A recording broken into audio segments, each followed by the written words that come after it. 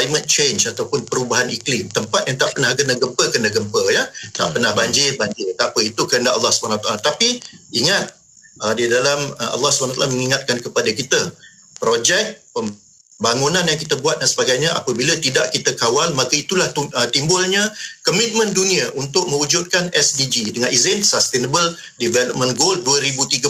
Tapi tak cukuplah NGO saja nak buat kerja.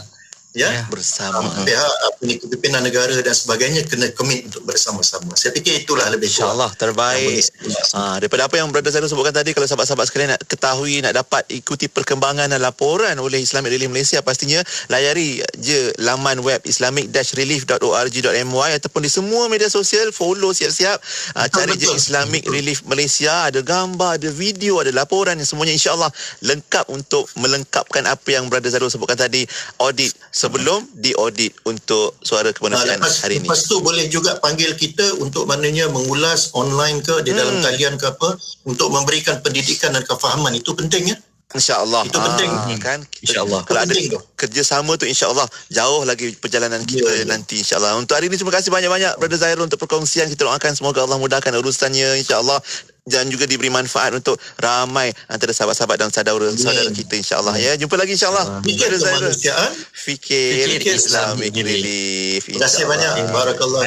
Allah berkati semua. Amin insyaAllah. Assalamualaikum. Assalamualaikum. Alhamdulillah. Itu dia Brother Zairul Syafuddin Zainal Abidin, CEO atau Ketua Pegawai Eksekutif Islamic Relief Malaysia untuk suara kemanusiaan hari ini. Ya, dan pastinya ia penutup tirai warna pagi untuk edisi hari Isnin hari ini. Terima kasih di atas kesetiaan anda yang bersama kami, yang teman kami seawal jam 6 pagi sampailah sekarang. Dan selepas ni Yati akan bersama anda untuk Aspirasi 10.1 bermula dengan rancangan Persona di Zahra. InsyaAllah hari ini Ustaz Muhammad Abdullah Alamin akan sama-sama bercerita tentang kekontangan emosi ataupun burnout. Jangan kontang, nanti terkontang kanting kita kan. Apa agaknya cerita Yati dan Ustaz Amin sebentar lagi insyaAllah menerusi Aspirasi dan warna pagi. Kita jumpa esok insyaAllah. Sehingga itu Assalamualaikum warahmatullahi wabarakatuh.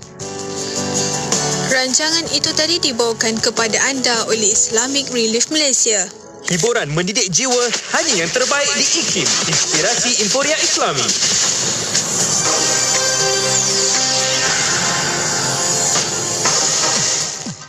Bismillahirrahmanirrahim. Assalamualaikum warahmatullahi wabarakatuh dan salam sejahtera.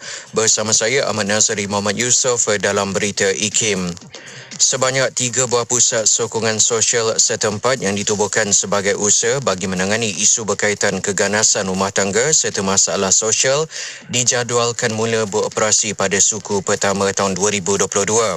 Sehubungan itu, Menteri Pembangunan Wanita, Keluarga dan Masyarakat Datuk Seri Rina Mohamad Harun berkata, pusat sokongan sosial setempat berkenaan melibatkan negeri Kelantan, Selangor dan Johor dengan peruntukan sebanyak RM21 juta bagi kos penyelenggaraan kompleks atau bangunan milik agensi kerajaan terlibat bagi tujuan penubuhan pusat tersebut. Jelas belah lagi, peruntukan itu turut membabitkan pewujudan pusat sokongan sosial setempat mobile atau pusat sokongan bergerak di zon utara, selatan, Tengah, Timur, Sarawak, Sabah dan Putrajaya yang bakal menumpukan kawasan padat penduduk seperti di projek Perumahan Rakyat PPR, dan ia dijangka mula memberi perkhidmatan pada bulan depan. Universiti Sains Malaysia USM menjalin kerjasama dengan syarikat Voltaic Energy Services Namarat untuk melaksanakan projek menyediakan sistem bagi meningkatkan lagi kadar pencucian solar panel yang dimiliki oleh syarikat agar tidak memakan masa yang lama dengan kos lebih efektif terhadap penggunaan tenaga kerja. Menteri Pengajian Tinggi Datuk Seri Dr. Nuraini Ahmad berkata jumlah dana yang diperuntukkan bagi projek berkenaan ialah RM60,000 menerusi geran rangkaian penyelidikan awam swasta PPRN untuk tempoh selama 12 bulan. Tambah Datuk Seri Dr. Nuraini, pembangunan sistem tersebut bertepatan dengan matlamat PPRN iaitu inisiatif inovatif yang mengetengahkan model kerjasama strategik antara industri dan akademia untuk meningkatkan lagi produktiviti serta mengukuhkan pertumbuhan ekonomi Malaysia melalui program inovasi yang berpacukan permintaan. Akhir sekali, Jabatan Kimia Terengganu menerusi makmal senti analisis DNA forensik akan menjadi pusat senti untuk pengenalian sampel melibatkan kes jenayah bagi Zon Timur bermula pada bulan Januari tahun depan. Bercakap kepada pihak media selepas merasmikan makmal itu dan makmal senti analisis air Zon Timur di Kuala Terengganu, Timbalan Menteri Sains, Teknologi dan Inovasi, Datuk Ahmad Amzad Hashim berkata, pada masa ini purata 60 sampel melibatkan kes jenayah dari negeri Pantai Timur terpaksa dihantar ke Ibu Pejabat Jabatan Kimia Malaysia dan di Petaling Jaya Selangor untuk diproses pada setiap bulan. Oleh itu, kata beliau lagi, ia mengambil tempoh sehingga sebulan sebelum sesuatu laporan dapat disiapkan bagi kegunaan di mahkamah dan sebagainya. Sekian sahaja berita IKIM untuk edisi 10 pagi ini. Perkembangan selanjutnya ikuti berita IKIM 12 tengah hari nanti. Assalamualaikum warahmatullahi wabarakatuh dan teruskan kesetiaan anda bersama IKIM, Inspirasi Inforia Islami. Laporan berita tadi dari sumber bernama Kapsul Masa. Pada 29 Januari dalam tahun 2002, Yang Amat Berhormat Perdana Menteri Datuk Seri Dr. Mahathir Mohamad merasmikan persidangan isu dan proses pembukaan minda umat Melayu Islam di Kuala Lumpur. Persidangan anjuran Dewan Bahasa dan Pustaka DBP yang berlangsung selama 3 hari ini disertai lebih 500 orang cendekiawan Melayu Islam dari seluruh negara. Dalam ucapan beliau, Perdana Menteri menyatakan bahawa masyarakat Melayu Islam perlu mengenal pasti apa yang perlu diubah dan diamalkan bagi mendapatkan manfaat daripada minda terbuka.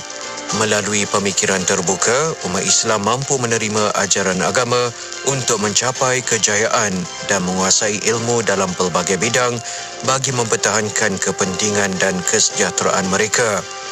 Di samping itu, Datuk Seri Dr. Mahathir Mohamad dalam ucapannya menyatakan bahawa kerajaan akan turut bersama menyertai dan bekerjasama dengan para intelek, budayawan dan semua pendukung Melayu Islam dalam usaha pembukaan minda umat Melayu Islam. Petikan fakta ini disediakan oleh Seksyen Dokumentasi dan Penerbitan Arkiv Negara Malaysia.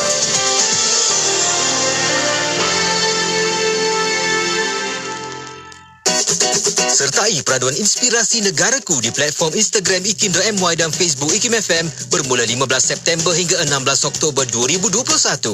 Kongsikan video kenangan indah anda di tempat-tempat menarik yang melambangkan keunikan Malaysia, budaya dan warisan negara. Jangan lupa sertakan tanda pagar IKIM Inspirasi Negaraku. Rebut peluang menangi hadiah eksklusif berupa baucer pemeriksaan kesihatan, sumbangan Hospital Pakar Al-Islam, Hospital Mesra Ibadah, produk istimewa dari Azima Care, Meshu dan Marvel Care. Untuk maklumat lanjut, layari www.ikim.my.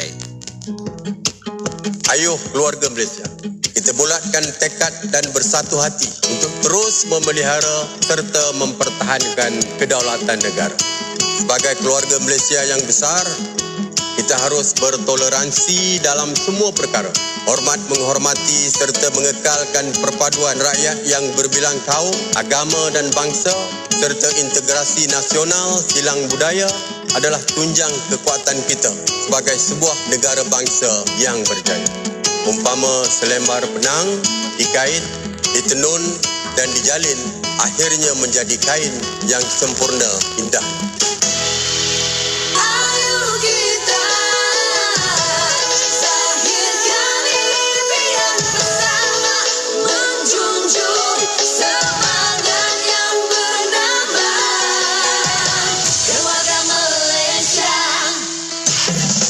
Semua pendengar dijemput untuk menyertai satu kaji selidik yang dijalankan oleh Radio IKIM.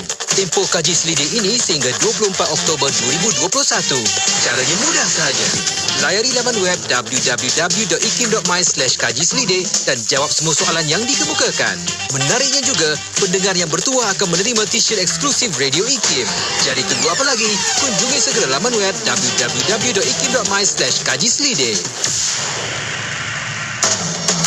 Selami ilmu untuk kehidupan kita seharian bersama Nur Hayati Paradi di Aspirasi 10.1 IKIM, Inspirasi Inforia Islami.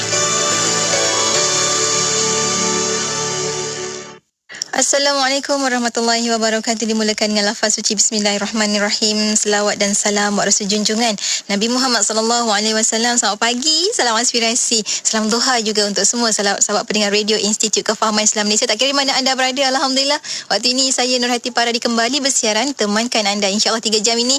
Moga-moga bermanfaat, moga-moga ada berkat untuk sama-sama kita menimba ilmu dan juga dapatkan hiburan-hiburan yang mendidik minda kita, melunakkan hati insya-Allah untuk terus dan terus mengingati Allah Subhanahu wa taala insya-Allah.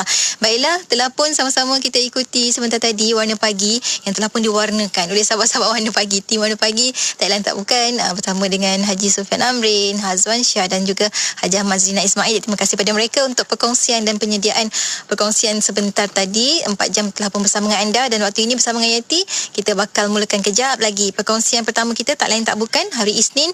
Momentum kita nak pacu selaju-lajunya untuk kita menghadapi hari kita dengan lebih ceria lagi, lebih bermanfaat, lebih berilmu insya-Allah menerusi perkongsian Pesona di Zahra bersama dengan Ustaz Muhammad Abdul Alamin yang mana kali ini Ustaz akan kongsikan dalam forensik keluarga tentang burnout. Apa yang dimaksudkan dengan burnout tersebut? Apakah situasi yang membolehkan seseorang itu sampai tahap burnout? Jadi kita insya-Allah kita akan kongsikan nanti bagaimana cara dan bagaimana sebenarnya Islam memandang burnout ini sendiri. Ada tak solusi-solusi yang mungkin boleh dikongsikan untuk bersama-sama kita jadikan sebagai amalan. Nantikan perkongsiannya nanti di perkongsian menerusi aspirasi di Pesona di Zahra di FB IKIM FM, YouTube channel IKIM dan juga pastinya juga di Radio Institut Kefahaman Islam Malaysia. Jom kita jangan burnout, banyakkan selawat insya-Allah. Raihan dan juga Ustaz Amal dengan salatu wassalam tentunya hanya di IKIM Inspirasi Inforia Islami bertemankan saya Nurhati Paradi. As-salatu wassalam, as-salatu wassalam, as-salatu wassalam, as-salatu wassalam, as-salatu wassalam, as-salatu wassalam, as-salatu wassalam, as-salatu wassalam, as-salatu wassalam, as-salatu wassalam, as-salatu wassalam, salamullah ala rasulillah, salatullah salamullah ala yasin habibillah, salatullah salamullah ala yasin habibillah, salatullah salamullah ala taha rasulillah, salatullah salamullah ala yasin habibillah, salatullah salamullah ala yasin habibillah, ilahana ma'adala maliku kulli mammala,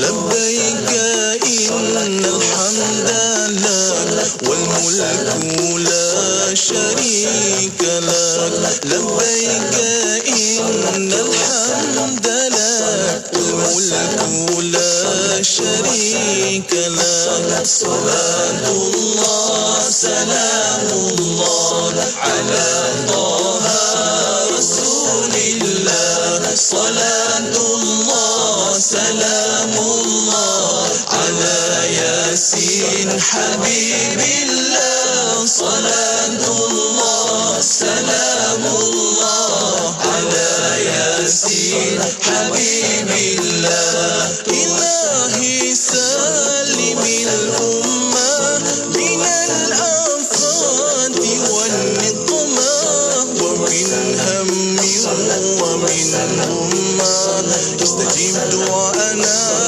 ya Allah, ilahi najina wakshif jami'a adhiyati wasrif makaid al-ida wal-qur, istajib du'ana ya Allah, salatullah salamullah ala taha rasulillah, salatullah salamullah ala yasin habibillah, salatullah salamullah ala yasin حبيب الله إلهي سلم الأمة من الآفات والنقمة ومن هم ومن أمة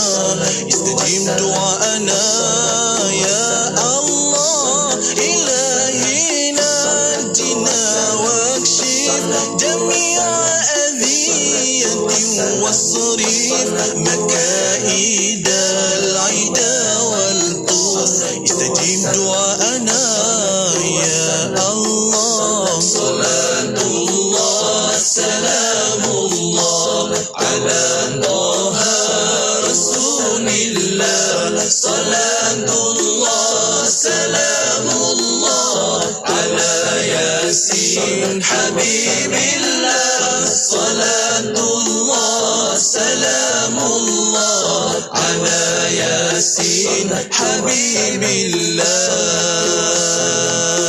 صلاة الله حبيب الله صلاة الله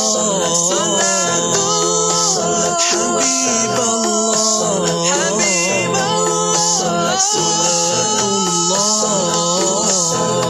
الصلاة والسلام الصلاة والسلام الصلاة والسلام الصلاة والسلام الصلاة والسلام الصلاة والسلام الصلاة والسلام. Abang, apa kata kita besarkan kedai jahit kita ini?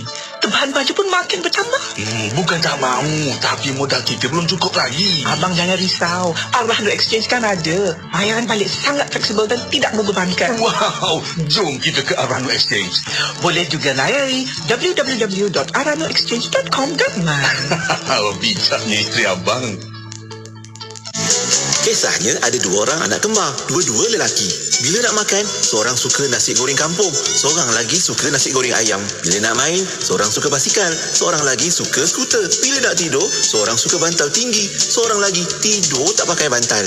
Ayahnya pula ikutkan jelah perangai anak-anak ni sampailah mereka dewasa. Dua-dua pandai berniaga, seorang berniaga offline, seorang lagi berniaga online. Jadi, ayahnya hadiahkan mereka pakej berkembar IKIM. Dua-dua ada iklan radio dan iklan media. Senang, dua-dua dapat harga berpatutan. Jom kembangkan lagi perniagaan anda dengan memasarkan produk dan perkhidmatan anda di platform media sosial dan radio IKIM dengan harga berbaloi. Info lanjut hubungi 017-345-2564 atau 012-686-9236. Tarikh tutup permohonan iklan adalah pada setiap 16 hari bulan pada setiap bulan. Amalan bersedekah tidak terikat kepada umur, tidak juga kepada agama dan bangsa. Bersedekahlah dengan sedekah yang terbaik, khususnya buat saudara-saudara kita yang berada di Syria dan Yaman, yang kini amat memerlukan bantuan kita. Ayo zahirkan kebersamaan kita dalam kempen bantuan kecemasan Syria dan Yaman, anjuran Aman Palestin, sebagai satu cara memperkukuh tali persaudaraan. Layari www.jommenyumbang.com untuk pertanyaan lanjut. Bangkit berjuang bersama. Sesungguhnya orang-orang yang bersedekah baik laki-laki maupun perempuan dan meminjamkan kepada Allah pinjaman yang baik, nescaya akan dilipat gandakan ganjarannya kepada mereka dan bagi mereka pahala yang banyak. Surah Al-Hadid ayat 18. Wakaf pembangunan kompleks Mahat Tahfiz Al-Quran Lembah Pergau dan asrama anak-anak yatim. Wakaf untuk satu lot hanya RM100. Untuk maklumat lanjut hubungi 014-530-5331, 014-530-5331 atau layari Facebook Madrasah Tahfiz Lembah Pergau. Abang, apa kata kita besarkan kedai jahit kita ini? Tebahan baju pun makin bertambah. Bukan tak mahu, tapi modal kita belum cukup lagi. Abang jangan risau. Al-Rahnu Exchange kan ada. Bayaran balik sangat fleksibel dan tidak membebankan. Wow, jom kita ke Al-Rahnu Exchange. Boleh juga layari www.alrahnuexchange.com.my. Bijaknya isteri abang. Dapat dapatkan buku-buku IKIM dalam bentuk e-book. Boleh dibaca di mana sahaja dan pada bila-bila masa dengan menerusi telefon pintar anda. Pembelian sangat mudah dengan saiz fail yang kecil. Semuanya di hujung jari anda. Layari laman sesawang IKIM Niaga dan pilih e-book. Seterusnya tekan pada buku yang anda inginkan dan akan dihantar terus ke laman sesawang eCentral. Mudah kan? Dapatkan sekarang. eCentral adalah sebuah platform buku digital yang terbesar di Asia Tenggara. Lebih 350,000 judul dari dalam dan luar negara. E-book penerbit IKIM pun ada. Sayang, kita belum buat lagi akikah anak kita ni. Tapi mahal sangat. Sampai RM1,000 seekor. Nak buat majlis pun tak sesuai sekarang ni. Apa kata kita cuba akikahcenter.com? Akikah apa? akikahcenter.com. Online je. Ya, saya dah buka akikahcenter.com. Sembelihan di Mekah, dapat video rakaman sembelihan, siap ada sebut nama anak lagi. Harga pun RM499 je bang. Daftar cepat. Akikah apa tadi sayang? akikahcenter.com. Allahumma inni a'udhu bika minal kufri wal faqr. Allahumma inni أعوذ بك من عذاب القبر لا إله إلا أنت Ya Allah, sesungguhnya aku berlindung denganmu dari kekufuran dan kekafiran. Ya Allah, sesungguhnya aku berlindung denganmu daripada azab kubur. Tiada Tuhan selain Engkau. Sertai peraduan inspirasi negaraku di platform Instagram ikim.my dan Facebook IKIM FM bermula 15 September hingga 16 Oktober 2021. Kongsikan video kenangan indah anda di tempat-tempat menarik yang melambangkan keunikan Malaysia, budaya dan warisan negara. Jangan lupa sertakan tanda pagar IKIM Inspirasi Negaraku. Rebut peluang menangi hadiah eksklusif berupa baucer pemeriksaan kesihatan, sumbangan Hospital Pakar Al-Islam, Hospital Mesra Ibadah, produk istimewa dari Azima Care, Meshu dan Marvel Care. Untuk maklumat lanjut, layari www.ikim.my. Inspirasi Inforia Islami tentunya hanya di Radio Institut Kefahaman Islam Malaysia. Terima kasih kepada sahabat pendengar kerana terus setia bersama kami di Radio IKIM, dan waktu ini dah pun sampai masanya untuk kita bersama-sama dengan rakan-rakan menerusi rancangan Pesona di Zahra setiap hari Isnin bersama dengan anda, bersama dengan kita di ujung talian tak lain tak bukan Ustaz Muhammad Abdul Alamin. Assalamualaikum Ustaz. Waalaikumsalam warahmatullahi wabarakatuh. Wah, terang macam tu Ustaz kan. Warna kuning macam tu. Kalau anda nak tengok kuning mana kuning Ustaz tu, anda boleh ke FB IKIM ataupun anda boleh pergi ke YouTube channel IKIM. Anda boleh nampak dah Ustaz kat situ. Dan insyaAllah hari ini Ustaz, Pesona di Zahra, Ustaz akan bawakan tajuk tentang forensik keluarga, burnout ataupun lesu upaya dalam bahasa Melayunya. Mungkin Ustaz boleh kongsikan di awalan ini sedikit mukadimah tentang burnout ini. Ustaz silakan. Okey, bismillahirrahmanirrahim. Assalamualaikum warahmatullahi wabarakatuh. Alhamdulillah wassalatu wassalamu ala Rasulillah wa ala alihi washabihi wa man tabi'ahu wa man nasarahu wa walah min rahmati Allah dijikati. Seterusnya kepada seluruh ibu-ibu, kakak, ayah-ayah serta abang yang saya sayangi dan saya doakan dengan kebaikan sekalian. Okey, pertama syukur kepada Allah Subhanahu wa taala dengan limpahan kurnia dan rahmatnya. Pada pagi berbahagia ni kita bincangkan satu lagi dalam forensik keluarga Pesona di Zahra, iaitu burnout ataupun kelesuan emosi, keletihan emosi, kekontangan emosi dan sebagainya. Okey, bagi siapa yang biasa dengar perkongsian saya dalam forensik insan ya, emosi kita ni dia ada dua dimensi iaitu pertama apa yang kita tunjuk, apa yang kita show, dan yang kedua apa yang kita needs pula, apa yang kita perlu pula Jadi maknanya dalam banyak-banyak emosi yang ada beberapa emosi, antaranya adalah emosi tanggungjawab Tanggungjawab maksudnya seseorang yang ingin menunjukkan tanggungjawab dia, menunaikan tanggungjawab dia, ataupun seseorang yang memerlukan direction untuk buat sesuatu tanggungjawab itu kan. Jadi maknanya burnout ni satu keadaan yang mana satu tekanan yang seseorang tu kehilangan tenaga, kehilangan motivasi, hilang semangat, hilang harapan. Kenapa? Dia nak menunaikan satu benda yang tanggungjawab dan ditunaikan, tetapi kerana mungkin tidak dapat direction macam mana nak buat, tidak dapat maknanya sistem sokongan macam mana perlu maknanya diselesaikan, maknanya dalam bantuan dan sebagainya, akhirnya dalam keadaan lama dia menjadi apa disebut sebagai keletihan emosi ataupun kelusuan emosi ataupun burnout ya. Ni dia. Jadi maknanya perkataan burnout ni digunakan sejak tahun 1970-an lagi. Tapi dalam keadaan sekarang pandemik, maknanya orang semua dalam keadaan yang nak buat tanggungjawab tapi dalam keadaan yang tersekat ataupun terhalang kerana faktor-faktor sekeliling. Mungkin hari ini ada isteri, ada anak, nak buat satu benda tapi kerja tak ada, income tak ada, nak bagi nafkah mungkin tak cukup. Sedangkan tanggungjawab tu tinggi ya. Nak selesaikan rumah, nak selesaikan bil api, akhirnya mana diusaha, mungkin maknanya akhirnya tersekat usaha itu, akhirnya dia menjadi satu yang dipanggil kelesuan emosi ataupun maknanya sampai burn out lah ataupun kekontangan emosi. Begitu juga kadang-kadang ada di antara maknanya frontline kita yang emosi tanggungjawab dia agak tinggi. Dia nak buat satu benda tu terbaik. Nak buat satu benda tu maknanya nak serve ataupun nak berkhidmat dalam keadaan yang sangat bagus. Kalau orang lain tak buat, tak apa, biar saya buat. Tapi oleh kerana terlalu lama berada dalam keadaan demikian, dia rasa akhirnya kelesuan emosi. Macam dia akan rasa macam, aduh, maksudnya penatnya, kenapa orang lain tak tolong, kenapa ini tak tolong dan sebagainya. Dia je Kak Yati, Bibuah kakak ayah sekalian kan, saya bersama dengan maknanya pengusaha rumah-rumah kebajikan dalam maknanya gabungan pengusaha rumah-rumah kebajikan Negeri Selangor. Saya ada rumah HIV, ada rumah anak yatim, rumah penjagaan HIV. Orang lain ada jaga rumah anak luar nikah, ada yang jaga maksudnya orang pemulihan dadah, ada pemulihan akhlak, ada maknanya berjaga ibu tunggal dan sebagainya. Maknanya pengusaha rumah-rumah kebajikan Negeri Selangor. Dan selalu kami meeting Okey. Kadang-kadang saya melihat maknanya orang yang nak buat kebajikan memang sangat bagus, hatinya baik. Maknanya hatinya ada rasa satu tanggungjawab yang tinggi. Tapi sampai satu tahap dia rasa burn out, dia rasa hilang semangat, kelusuan emosi sebab dia nak buat terbaik, dia nak jaga orang, dia nak tolong orang. Tapi maknanya mungkin akan ada kekangan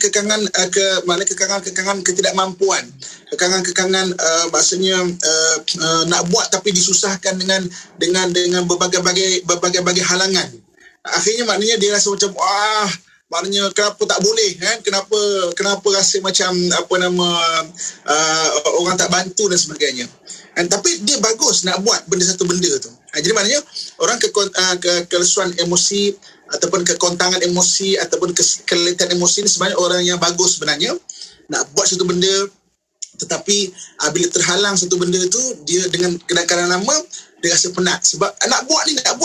Dia berbeza dengan orang yang emosi tanggungjawab dia rendah. Ada orang emosi tanggungjawab dia rendah dia takkan rasa benda ni sebab apa? Dia memang tak kisah. Buat tak buat sama je. Buat tak buat sama je. Maknanya nantaklah, tak nak buat, fikir kan. Ini dia berlaku ni adalah orang yang emosi tanggungjawab dia tinggi. Dia nak buat tapi maksudnya terhalang itu dan ini dan sebagainya. Ibu kakak, tuan-tuan muslimin dan muslimat rahmatullah sekalian. Jadi maknanya apa gejala-gejala yang timbul? Jom kita nak kenal dulu gejala-gejala yang timbul Antaranya adalah dia sendiri akan rasa letih fizikal dia. Okey. Hari ni kita panjat gunung DJ Kak Yati selalu panjat gunung maksudnya saya tengok kami aktif lagi panjat gunung sana, panjat gunung sini kan.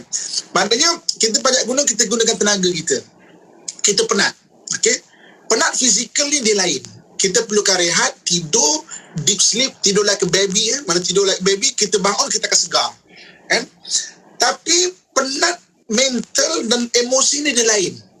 Sekalipun tidur, dia takkan boleh nyenyak ataupun terjaga-jaga. Ini disebut sebagai insomnia Ataupun kalau tidur lama, dia panggil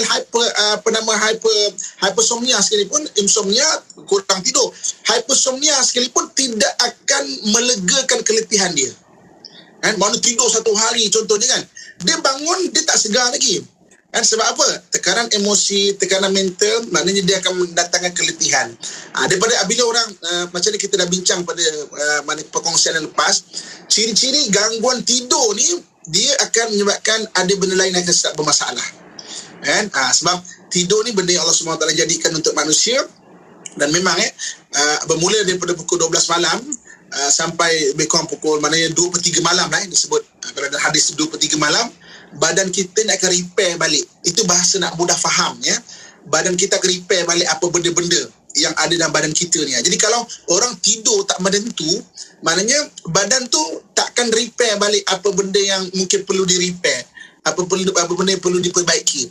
Lepas tu gejala insomnia ataupun hypersomnia kita kena perhatikan. Itu satu permulaan langkah kepada ada benda gangguan kesihatan yang akan berlaku. Jadi maknanya apa gejala-gejala dia? Antaranya keletihan. Maknanya bila keletihan tak boleh tidur.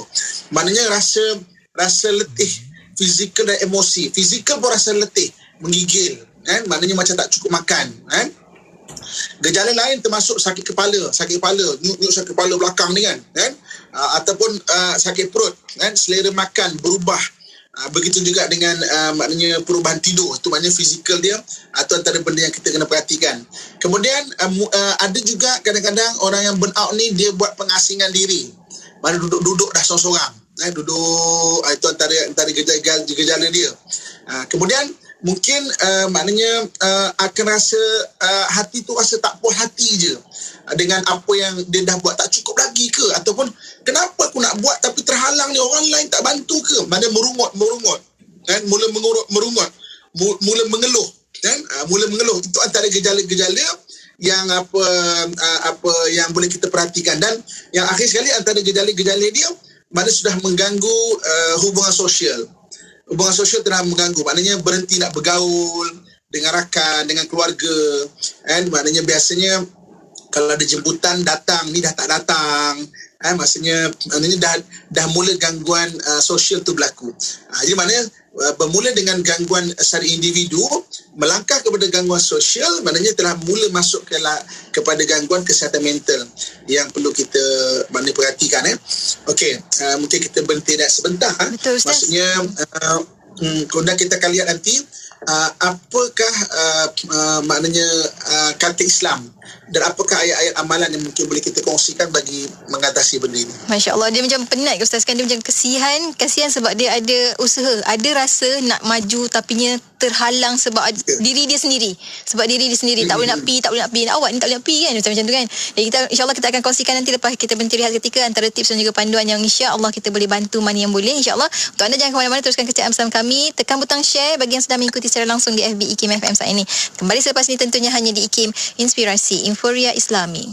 La ilaha illallah Muhammad Rasulullah, tiada Tuhan selain Allah, Nabi Muhammad pesuruh Allah. Serahkan semua yang ku ada, hati, jiwa dan segala-galanya, dengan namamu ku bernawaitu, dan padamu tempat ku mengadu. La ilaha illallah Muhammad Rasulullah, la ilaha illallah Muhammad Rasulullah, tiada Tuhan selain Allah, Nabi Muhammad pesuruh Allah, Nabi Muhammad pesuruh Allah. Sejiwa hilang mencari arah, kau bawa cahaya penuh harapan, membawa rahmat pada seluruh alam, sungguh hati rindu untuk bertemu. La ilaha illallah Muhammad Rasulullah, la ilaha illallah Muhammad Rasulullah, tiada Tuhan selain Allah, Nabi Muhammad pesuruh Allah, Nabi Muhammad pesuruh Allah.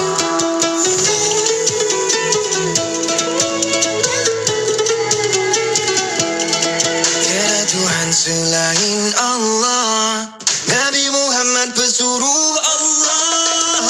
La ilaha illallah Muhammad Rasulullah, tiada Tuhan selain Allah, Nabi Muhammad pesuruh Allah.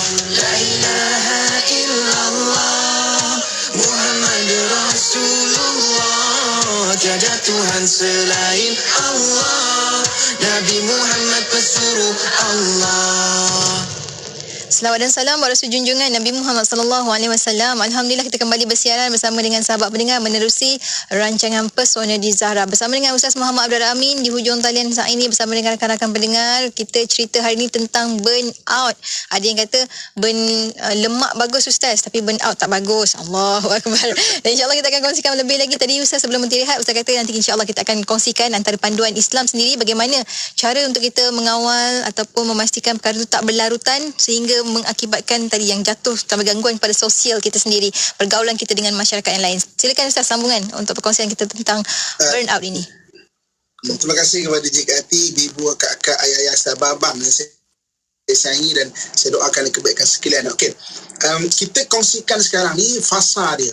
Bagaimana burnout ni boleh berlaku fasa dia bagaimana dia boleh berlaku Okey, macam mana saya sebut tadi, burnout ni boleh berlaku bagi jawab tinggi. Dia nak tinggi. Okey, boleh dengar? Okey, baik, silakan Ustaz teruskan. Okey, maknanya emosi tanggungjawab yang dia nak tunjukkan tinggi.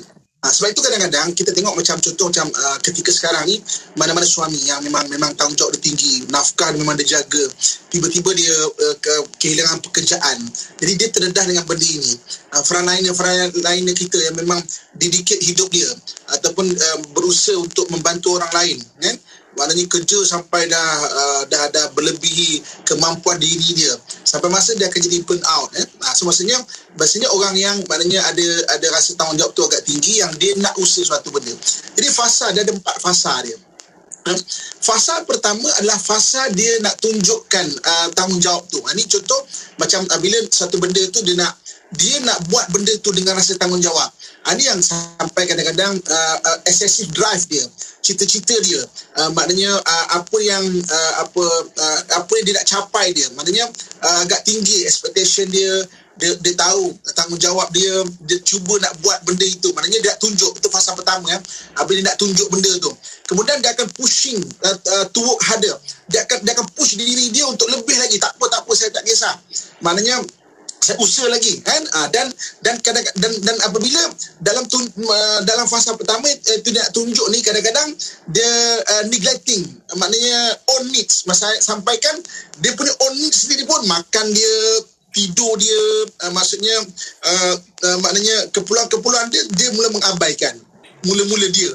Jadi maknanya fasa pertama fasa tunjuk dulu fasa permulaan dia ada satu cita-cita work harder, maknanya work hard, dan juga maknanya mengabaikan sampai dia punya diri pun dia abaikan, dia seronok nak buat, maksudnya nak tunjukkan tu benda tu, maknanya nak buat terbaik, nak khidmat terbaik, nak maksudnya nak serve orang tu terbaik.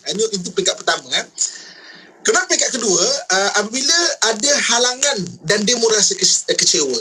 Maknanya ada halangan. Okey, kita buat baik ni memang ada halangan. Itu benda yang sunatullah dia kita panggil kan. Tapi kadang-kadang ada orang yang dia rasa dia buat baik, orang mesti juga kena bantu dan mudahkan. Sebabnya hidup ni tak semestinya macam itu. Jadi apabila dia tak faham benda ini, dia akan masuk pada fasa kedua, apa dipanggil sebagai maknanya halangan dan kekecewaan. Jadi mana ini yang dipanggil displacement of conflict. Displacement of conflict ni maknanya dia mula maknanya pemindahan konflik, tidak mengakui bahawa dia tidak mengakui bahawa dia telah pergi push lebih daripada hak dia kan. Kemudian dia mula menyalahkan orang lain. Dia menyalahkan orang, kenapa orang ni tak bantu, kenapa susahkan ni, padahal orang lain kata contoh katakanlah dia ada benda yang terpaksa berhadapan dengan maknanya prosedur kerajaan contoh kan. Apa sal pegawai ni tak nak mudahkan, dia rasa dia tak dapat nak tunjuk dan sudah mula kecewa. Benda ni pun mudahkanlah, sudah mula-mula marah-marah dan sebagainya. Jadi maknanya kemudian maknanya dia sudah mula denial tu maknanya penolakan kan, mana tak sabar dengan orang sekeliling. Dia dah rasa pada peringkat awal okey, tapi peringkat kedua ni fasa kedua ni dia rasa macam kenapa orang tak bantu dia start rasa kecewa dan sebagainya kan. Dan fasa ketiga dia lari daripada tugasan dia. Maknanya dia dah nak buat terbaik, tiba-tiba ada halangan, kemudian dia rasa kecewa, maknanya dia lari daripada tugasan, dia withdrawal, maknanya dia lantaklah, tak malah. Dia tarik diri daripada keluarga dia, rakan-rakan dia, jemputan. Begitu kemudian berlaku apa dipanggil behavioral change. Behavioral change ni maknanya perubahan tingkah laku, lebih agresif, serang orang sana, serang orang sini. Mula-mula dengan rasa tak puas hati, peringkat kedua tadi, ini telah mula mungkin menulis di media sosial, dekat WhatsApp status. Kau tak faham kenapa semua nak susahkan aku, contohnya kan. Kenapa tak, apa lagi tak cukup ni maknanya dia sudah lari daripada tugasan itu, kan. Dan juga mula rasa tak mampu nak buat dah, malas nak buat, tak mampu nak buat dah, kan, malas nak buat. Dan peringkat ketiga ni apabila dia sudah mula melangkah kepada gangguan kepada kesihatan mental. Ini apabila disebut sebagai inner emptiness ataupun anxiety. Dalam ada empathy, ada rasa kekosongan, kosong buat kata lagu tu kan. Dia rasa kekosongan tau. Dan juga anxiety, kerisauan. Ini maknanya dah mula melangkah kepada gangguan kesihatan mental. Depression itu antaranya. Kemurungan, rasa macam tak ada makna, macam tak dihargai, tak ada makna lah aku buat semua ni. Dan juga mental or physical collapse. Mental collapse maknanya memang tak boleh, atau physical. Physical collapse maksudnya keruntuhan ke tenaga fizikal dan juga mental yang akhirnya menyebabkan dia tak boleh nak maknanya berfikir lah, secara kebiasaan berfikir. Ibu bapa, kakak, tuan-tuan muslimin muslimat rahmatullah sekalian, kan, saya nak kongsikan pengalaman saya sendiri. Maksudnya tuan-tuan, ibu, kakak lebih kaya pengalaman daripada saya, dan mungkin benda ni satu benda yang bagus bila kita mulai faham fasa-fasa, keempat fasa ni.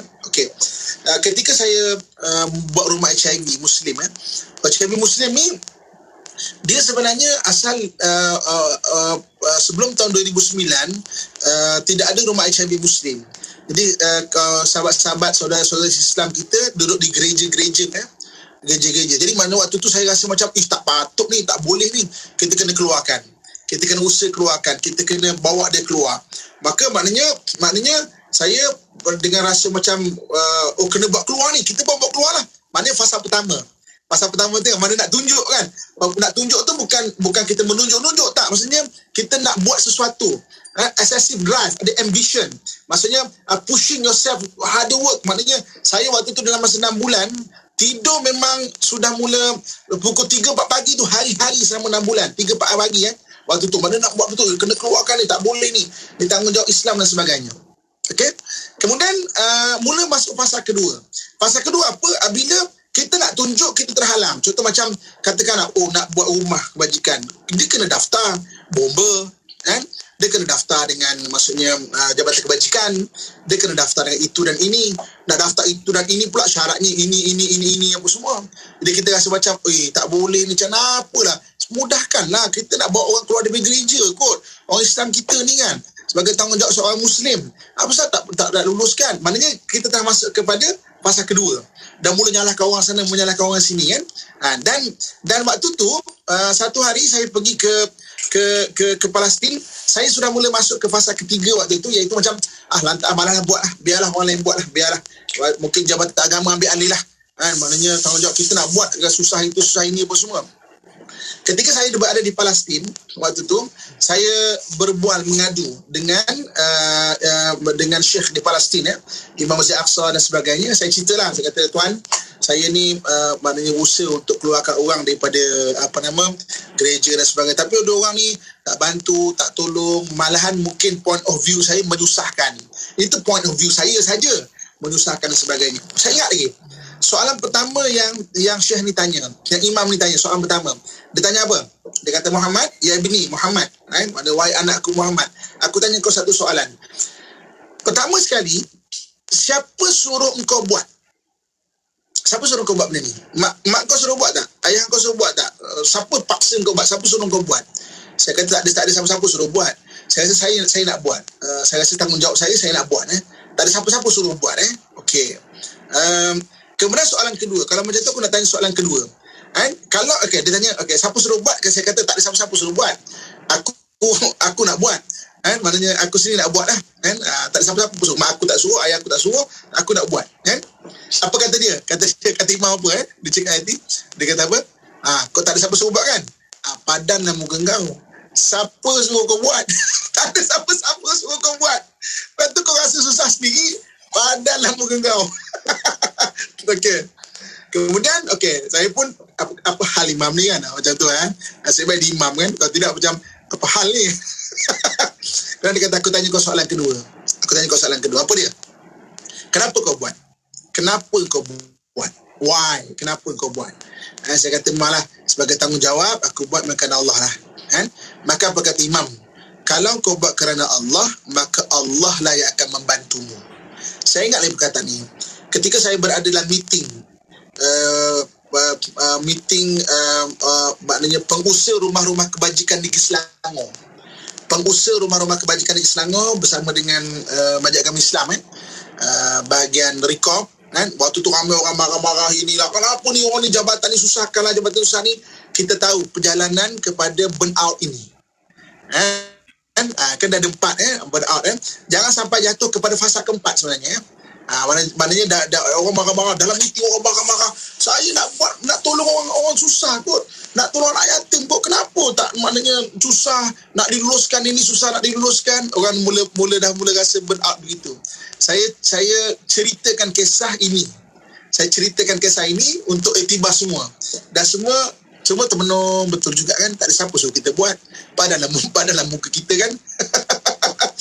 Kemudian kalau betul-betul kita buat kerana Allah, insya-Allah Allah akan bantu. Allah yang akan bantu. Ini dia.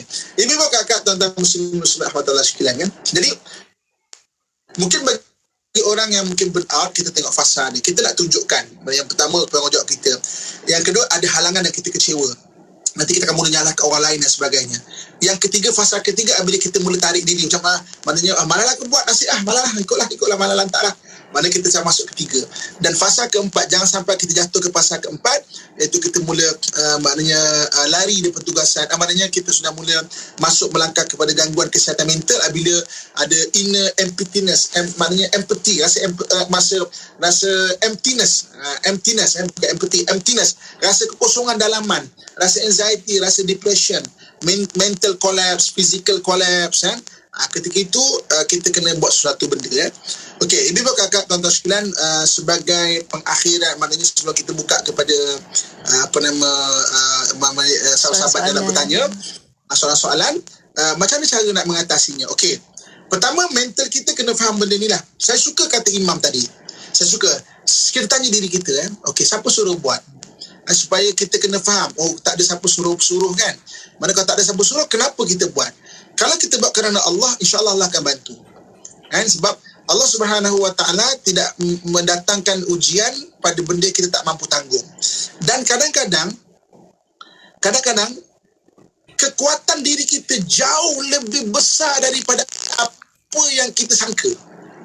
Kadang-kadang kemampuan kita jauh lagi besar daripada apa yang kita sangka.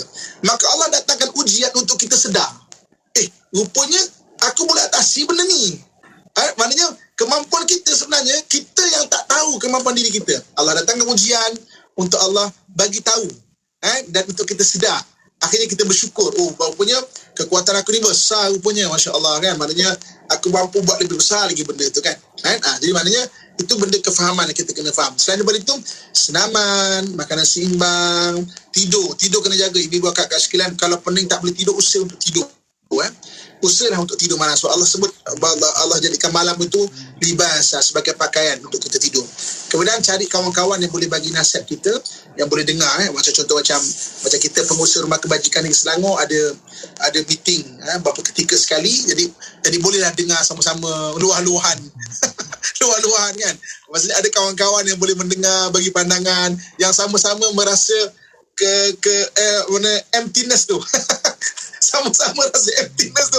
Kenapa macam ni? Mana berbual-bual dengan kawan-kawan. Dan saya nak kongsikan, iaitu satu ayat yang boleh kita baca, surah At-Taubah ayat 40. Surah At-Taubah ayat 40. Ayat ni panjang printkan ayat ini, simpanlah kat mana-mana, gantunglah dekat bilik kita ke, dekat office kita ke, depan kita ke, cuba belajar baca kan. Ayat ini surah Taubah ayat 40. Ketika tu ketika kisah ini, ketika Rasulullah sallallahu alaihi wasallam bersama Abu Bakar radhiyallahu anhu arda nak sebarkan Islam kan. Maknanya tapi orang kejar, orang bunuh, sampai di ketika kisah ketika Nabi berhijrah ketika dia ada dalam gua. Illa tansuruhu faqad nasarahu Allah yang membantu. Idh akhrajahu alladhina kafaru thaniya ithnaini idhuma fil ghar, ketika orang-orang kafir mengeluarkan mereka dan kedua-duanya berada dalam gua. Idh yaqulu li sahibihi la tahzan innallaha ma'ana, ketika dia berkata kepada sahabatnya, janganlah kamu sedih, risau, sesungguhnya Allah bersama kita. Fa'anzalallahu sakinatahu alaihi wa ayyadahu bijunudin lam tarauha. Dan Allah menurunkan ketenangannya dan membantunya dengan tentera yang tidak dilihatnya. Wa ja'ala kalimatal ladzina kafaru sufla, dan Allah menjadikan kalimah pegangan orang-orang yang kufur itu rendah. Wa kalimatullahi hiyal ulya, dan pegangan Allah itulah yang lebih tinggi. Wallahu azizun hakim, maka Allah lah yang maha perkasa lagi maha bijaksana. Ayat ini bacakan bagi kita yang nak burn out kan. Ini ayat yang panjang surah At-Taubah yang 40, agak panjang. Biasanya saya suka untuk kongsikan ayat-ayat yang pendek untuk mudah kita hafal, tapi ini agak panjang sikit. Bacakan kalau nak burn out, bacakan. Kalau anda kata tak boleh nak baca panjang-panjang ayat ini, ambil bahagian la tahzan innallaha ma'ana. Jangan kamu rusing dan bersedih, Allah bersama kita. Allah panjang sangat ustaz. Kita ni komputer lama, macam mana nak hafal? Aduh kan. Ayat ni panjang. Tapi keberkatan ayat ini surah Taubah ayat 40, ambil bahagian itu dan ulang-ulangkan saja. La tahzan innallaha ma'ana. La tahzan innallaha ma'ana. La tahzan innallaha ma'ana. Jangan bersedih, jangan rusing, Allah bersama kita. Bagi siapa-siapa yang rasa nak burn out, mana dah fasa tu dah mula masuk, nak cuba buat tapi macam terhalang, dah fasa kedua, dah rasa macam surrender, malah aku fikir, maknanya emptiness dah mula rasa, maknanya dah mula mengganggu kesihatan mental kan. Baca ayat ini banyak-banyak kan? Ta'rifan banyak-banyak baca, pagi 10, petang 10 kan? Kalau boleh baca yang panjang tadi surah At-Taubah 40, seluruhnya lagi bagus. Tapi saya faham kadang-kadang mungkin ialah kita dalam bab kata hadis, ada orang yang baca Al-Quran yatakak, maknanya dia tetap diberi pahala dan diberi kelebihan ayat Al-Quran itu. Dia yatakak, maknanya maknanya tak apa, tetap ada kelebihan juga. Niat nak baca Al-Quran sebagai Quran tu ada syifa, ada penyembuh daripada Allah Subhanahu Wa Taala. Jadi maknanya surah Taubah ayat 40 tak boleh nak panjang, baca la tahzan innallaha ma'ana kan. La tahzan innallaha ma'ana. Wallahu a'lam. Masya Allah. Terima kasih banyak Ustaz kerana kongsikan. Ada siapa yang tag kata ni lagu Eliza Helmi. Ada juga Ustaz. Jadi Masya Allah. Jadinya mudah-mudahan dapat kita amalkan bagi rakan-rakan kita yang mungkin dah sampai fasa-fasa yang tertentu dalam keadaan ini. Dan kita ada soalan-soalan daripada sahabat-sahabat kita Ustaz untuk perkongsian kita pada kali ini. Antaranya Ibnu Yaakob Al-Kuantani Ustaz kata, Ustaz bolehkah kita guna 4 fasa ini dalam pekerjaan Ustaz? Maknanya kita relatekan dengan pekerjaan. Boleh. Kadang-kadang itu saya kata dalam pekerjaan sama juga sebab tu kan, macam sekarang ni PKP, frontliner kita kan. Maknanya tengok orang sakit, tengok orang tua meninggal, anak-anak menangis, tak boleh nak ziarah kubur. Dia rasa tanggungjawab tau dapat satu benda tu. Orang tak tanggungjawab, dia tak kisah pun. Hantarlah. Sebab tu lah dia tak ada rasa mungkin tertekan ini kan. Dia boleh tidur aman je kan. Ini kita cerita orang yang baik sebenarnya dalam pekerjaannya. Dia nak buat satu benda tu, nak buat terbaik. Tapi maksudnya mungkin terhalang. Mungkin bos tak bagi direction yang tepat, betul. Yang tahu marah-marah je kerja. Dia tak bagi direction betul macam nak buat. Yang tahu ini tak kena marah-marah. Jadi maknanya mula-mula dia nak cuba buat. Maknanya working harder kepada benda itu. Kemudian terhalang tu mungkin maklumat tak cukup ataupun nak buat ada benda tak kena Ada kadang-kadang office benda tak cukup tau. Nak print kertas tak cukup. Dia keluarkan duit beli kertas sendiri kadang-kadang kan. Maknanya ada halang dan dia start mula ini dah mula salahkan orang lain. Dan kemudian fasa ketiga iaitu dia mula sudah lantaklah malah nak fikirlah. Fikirlah. Dan takut masuk fasa keempat iaitu gangguan kesihatan mental bila rasa emptiness ataupun dah rasa anxiety, depression dan sebagainya. Sebab bila dia tinggal sebenarnya malah nak buat, tapi dia orang bertanggungjawab, dia mesti akan terfikir balik. Tak boleh ni, maka ada tarikan emosi kat situ kan. Jadi maknanya dalam pekerjaan pun sama. Jadi burnout ni berlaku dalam apa yang kita buat, pekerjaan kita, usaha kita, dalam keluarga, begitu juga dengan tanggungjawab maknanya yang perlu kita buat. Kadang tanggungjawab sosial. Kita AJK masjid, tengok masjid tak terbuka, tak dapat buka kan. Kita jadi burnout, macam kenapa tak buka kan? Kita buka orang marah maki pula kan. Kenapa tak bagi masuk pula? Sedangkan ada SOP. Jadi maknanya dia burnout. Itu yang maknanya kita jaga masjid, ada SOP dia. Orang marah, orang viralkan, kita jadi marah kan. Kita jadi taklah saya malah fikirlah. Kan? Tapi sebab tanggungjawab, fikir juga, tak boleh tidur juga. Kan? Maksudnya amal ayat surah Taubah ayat 40 ni. Wallahualam. InsyaAllah. Terima kasih banyak Ustaz ni daripada Aura Raudah kata sabar ya kan. Itu penting juga tu, kena pandai sabar kan. Dan kita ada soalan daripada rakan kita di WhatsApp Kim Ustaz kata namanya Hajah K kata macam mana nak mengatasi burn out dengan suami, hampir nak lari nak keluar dari rumah saja, suami dah berusia hampir 70-an, tak berubah, panas baran sejak muda Ustaz. Okey, sama jugalah. Pertama sekali ialah suami dah berumur. Orang berumur ni lagi sensitif kan. Maksudnya mungkin persepsi ataupun sistem nilai yang berbeza. Okey, takrifan sayang contohnya, takrifan hormat contohnya. Pada dia hormat tu buatlah kopi untuk saya setiap pagi ataupun setiap petang. Bagi kita, saya apa tak hormat lagi bang, saya sediakan pakaian, basuh baju dan sebagainya. Itu dah panggil perbezaan sistem nilai maknanya apa takrifan hormat, apa takrifan sayang. Jadi kadang-kadang kita dah serve terbaik dah. Sama juga fasa dia, kita serve terbaik dah. Fasa kedua macam terhalang sebab dia tak nampak, dia tak iktiraf pun fasa kedua kan. Fasa ketiga buatlah sendiri. dia dah malas lah, buatlah sendiri. Pasal keempat, tak boleh ni. Maknanya deraka pula dia kan. Dia jadi burn out. Jadi maknanya bagi akak, tenang-tenang sajalah ya. Nak tenang memang susah. Tapi sabar, cuba baca ayat ni. Sebab Allah sebut, وَنُنَزِّلُ مِنَ الْقُرْآنِ مَا هُوَ شِفَاءٌ. Kami turun ke Al-Quran itu ada penyembuh. Macam saya sebut kan. Selalu saya sebutkan, ubat dengan penyembuh dua benda berbeza. Ubat adalah satu benda yang Allah bagi pada manusia untuk manusia makan ataupun usahakan. Penyembuh dari Allah Subhanahu Wa Taala. Betul ada orang makan ubat yang sama, sakit yang sama, doktor yang sama, tapi ada yang mendapat kesembuhan, ada yang tak dapat kesembuhan. Jadi Quran, tapi Quran Allah sebut ada syifa. Maknanya ada syifa, ada penyembuh. So maksudnya selain daripada kita makan ubat ke, usaha ke, senam tadi doa, amal juga ayat Quran yang Allah sebut ada penyembuhnya. Wallahualam. InsyaAllah, amin ya rabbal alamin. Mudah-mudahan Allah memudahkan segala urusan sahabat-sahabat kita ni Ustaz. Dan kita sampai hujung-hujung Ustaz, sedikit kesimpulan untuk tajuk kita pada hari ini tentang burn out Ustaz. Jadi kakak tuan-tuan muslimin muslimat rahmatullah sekalian, apa yang kita bincang pada hari ini adalah untuk ada awareness, macam biasa ada kesedaran. Kita kempenkan kesihatan mental, kita kempenkan kesihatan mental ni supaya itu benda yang penting bagi diri kita.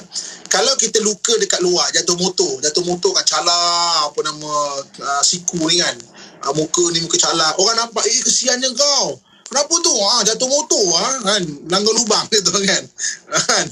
Jadi maknanya orang kesian, orang boleh nampak tau, kenapa tu kaki berbalut contohnya kan, orang nampak terpelecok dia hati terpelecok apa tu, ke macam terplay on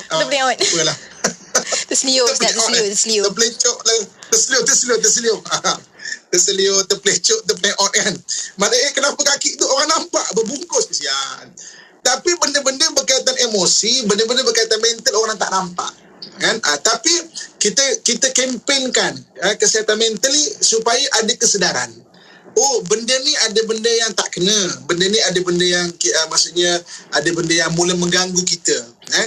Jadi bila ada kesedaran, terutama diri kita, contoh kita burn out tadi kan, kita burn out, maksudnya kita dah kekontangan emosi, kelesuan emosi, keletihan emosi, kita tak perasan benda tu, dah jadi sampai ke gangguan kesihatan mental level keempat dah, mula dah depression, mula anxiety kan, jadi menyebabkan dan orang lain tak faham, orang lain tak nampak, sebab tak nampak dia punya parut tu tak nampak kan. Jadi maknanya at least kita tahu diri kita, so kita cari doa-doa dia, jalan penyelesaian, cara macam mana nak buat, dan juga orang sekeliling. Kita kempenkan kesihatan mental ni supaya orang sekeliling faham, ada tak kena ni kepada pasangan kita, kepada anak kita, kepada mak ayah kita, kepada jiran kita, adik-beradik kita yang boleh kita bantu kan, semampu yang boleh kita bantu kan. Maksudnya paling kurang bila kita faham, kita boleh bantulah. Bukan judging bukan judging. Aku tahu dah kau bang, kau burn out ni bang. Aku tahu dah, baru dengar tadi Kita bukan niat untuk judge orang, untuk hukum orang Kau memang teruk bang, kau dah burn out ni bang Bukan kita ada kesedaran emosi itu. Jadi mudah-mudahan dengan ilmu, Allah sebut mayuridillahu bi khairan, siapa yang Allah nakkan kebaikan diberikan kefahaman kepada agama, kefahaman ilmu itu diberikan. Jadi kita bincang pada hari ini, mudah-mudahan ada kefahaman.